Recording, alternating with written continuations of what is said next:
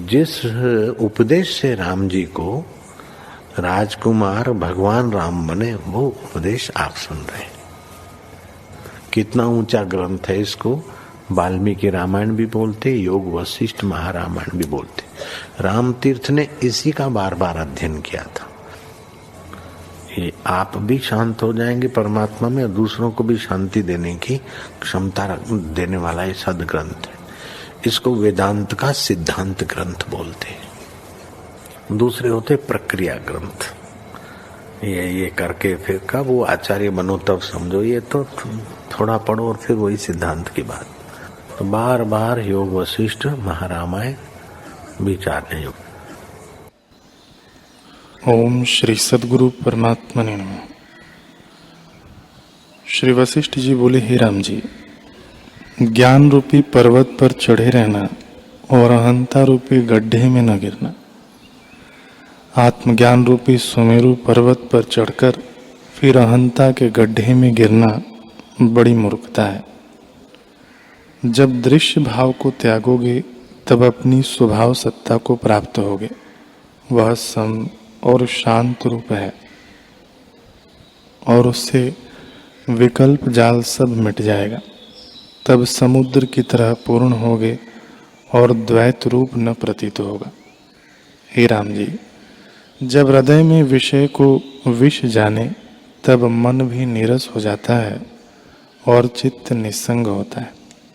वास्तव में देखो तो सब में सत्ता ब्रह्म चिद्घन समान रूप से स्थित है, पर अद्वैत स्वरूप के प्रमाद से वह नहीं भासित होता। हे राम जी, आत्मा का अज्ञान ही बंधन और आत्मा का बोध ही मुक्ति है। इससे बलपूर्वक मोह निद्रा को छोड़ आप ही जागो, तब इस बंधन से मुक्त होगे। हे राम जी, जिसमें विषय का स्वाद नहीं और जिसमें आत्म तत्व का अनुभव होता है, वह आकाश सदृश निर्मल सत्ता वासना से रहित है। वासना से रहित होकर जो पुरुष कर्म करता है, वह विकार को नहीं प्राप्त होता। यदि अनेक क्षोभ आकर प्राप्त हो तो भी उसको विकार नहीं होता।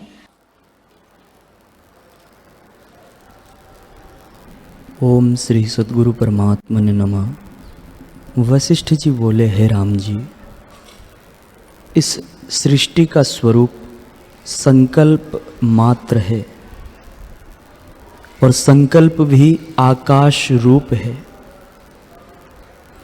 आकाश और स्वर्ग में कुछ भेद नहीं, जैसे पवन और स्पंदन में भेद नहीं होता।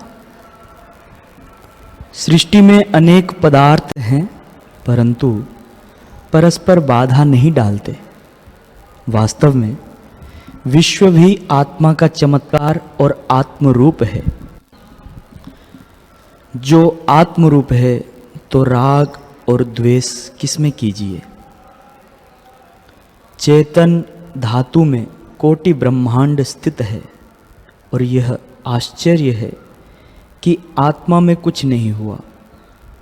भिन्न भिन्न संवेदन दृष्टि आती है और नाना प्रकार के पदार्थ भासित होते हैं। हे राम जी, जीव जीव के प्रति अपनी अपनी सृष्टि,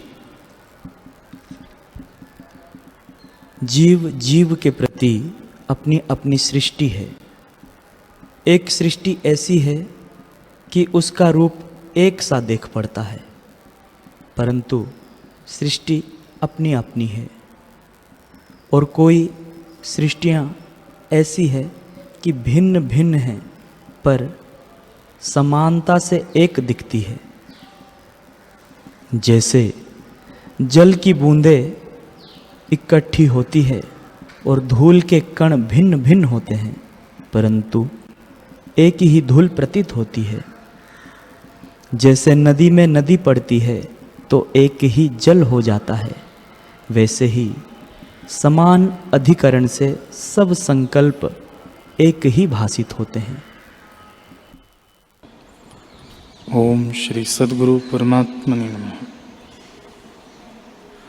श्री वशिष्ठ जी बोले, हे राम जी,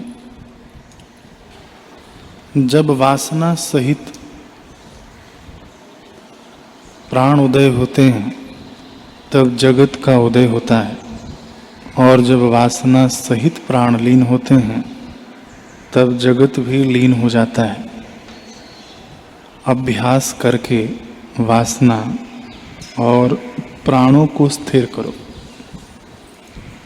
जब मूर्खता उदय होती है तब कर्म उदय होते हैं, और मूर्खता के लीन होने पर कर्म भी लीन होते हैं।